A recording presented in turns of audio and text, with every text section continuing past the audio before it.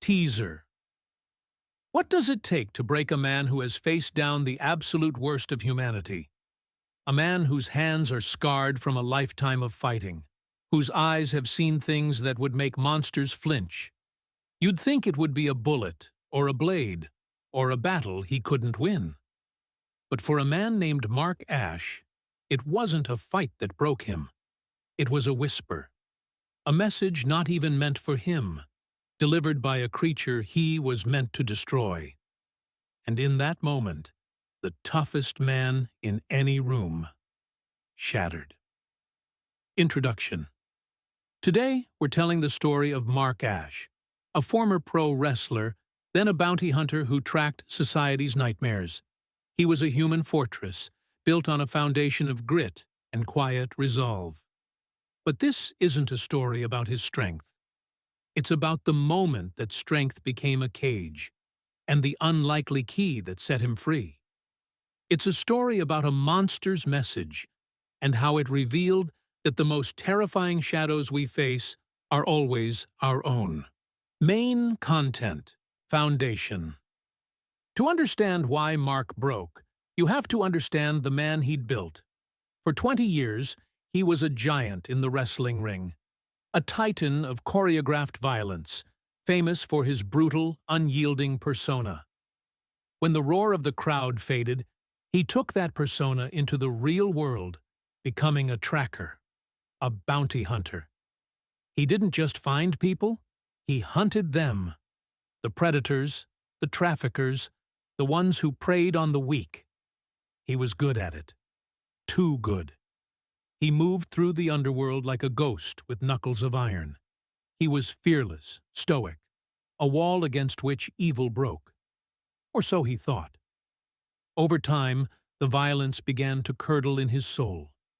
A close call saving a child from a trafficking ring changed him. He saw the child's fear, and for the first time in a long time, he felt his own. So he changed his mission. He stopped hunting for money and started protecting for free. He became a guardian for neighborhoods forgotten by the law, a silent protector for the voiceless. He was still the same tough man, just pointed in a different direction.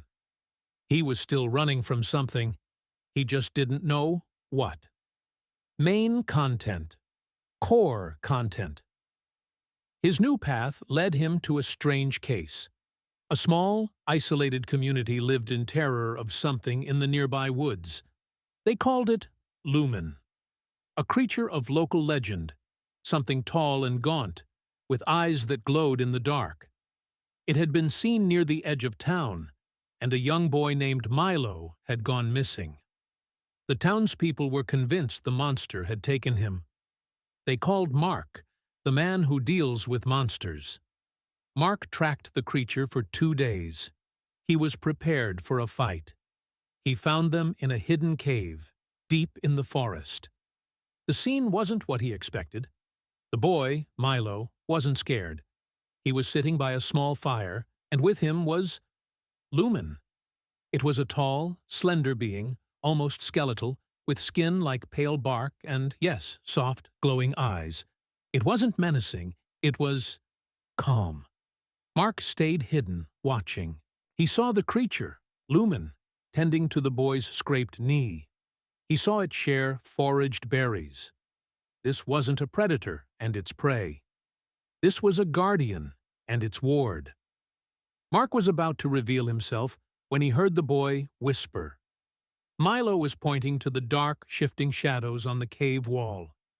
He was afraid. And then Mark heard Lumen's voice. It wasn't a roar or a growl. It was a sound like rustling leaves and deep earth, a hum that vibrated in his bones. It spoke to the boy, its message simple yet profound. "Do not fear the shadow, little one," Lumen hummed. "It is only a place where the light has not yet reached. The shadow does not have power. It only shows you where the light is. Understand the light, and the darkness is just a quiet place to rest." That was it. That was the message.